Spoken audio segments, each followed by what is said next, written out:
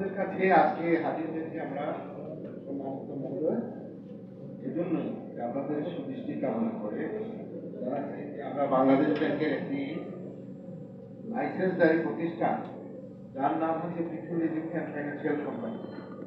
ওই কোম্পানিতে আমরা সহজ সরল বিশ্বাসে দেশের একজন নাগরিক হিসাবে আমাদের অনেকেরই সারা জীবনের কষ্টার্জিত অর্থ আমানত হিসেবে জমা রেখেছিলাম।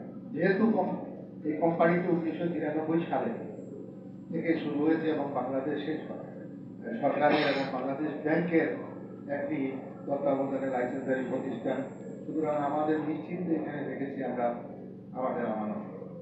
কিন্তু বাংলাদেশ ব্যাংকের কতিপয় দুর্নীতিবাদ কর্মকর্তাদের যোগ সাজসে 2015 সাল থেকে 2017 সাল পর্যন্ত কোম্পানির তৎকালীন মালিক পরিচালকগণ পিপুল লিজিং কোম্পানির অর্থ নামে বেনামে লুটপাট করে নিয়ে যায়।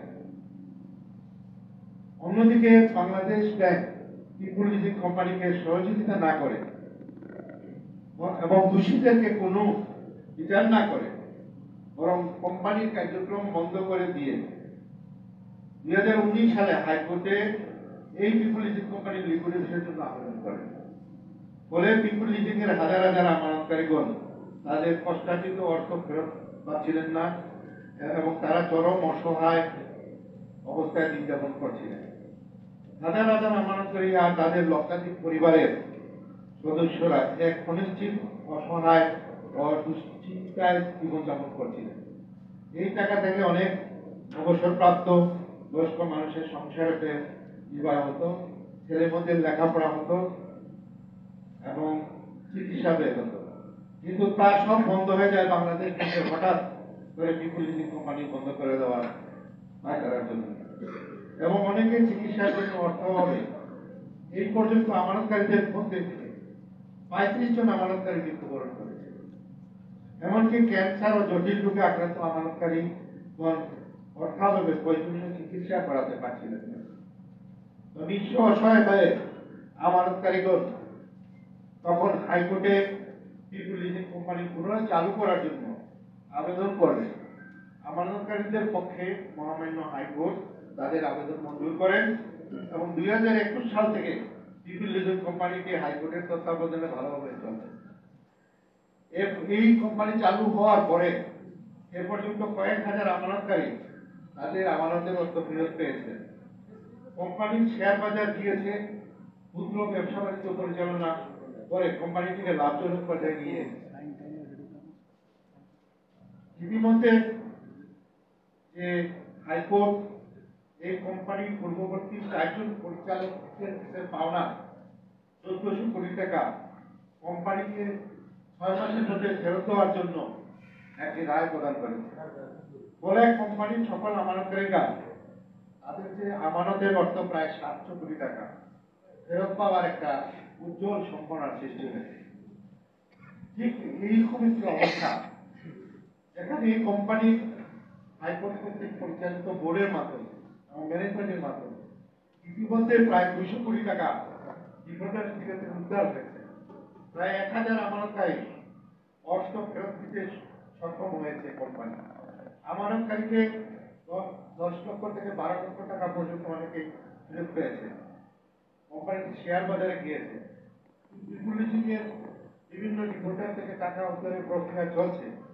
কোম্পানি 6 বছরের এজিএম হয়েছে, বাংলাদেশ সিকিউরিটি অ্যাক্সেস কমিশনের নির্দেশনায় চলছে এবং আদালতের নির্দেশে ক্ষুদ্র ঋণ ব্যবসা এবং যারা ক্ষুদ্র ব্যবসায়ী যারা বেকার তাদেরকে কর্মসংস্থানের জন্য এই কোম্পানিটি ক্ষুদ্র ঋণও প্রদান করছে এবং আমানতকারীদের এক্সট্রিম নেসেসিটির প্রয়োজনে অর্থ বরাদ্দ দিয়েছে।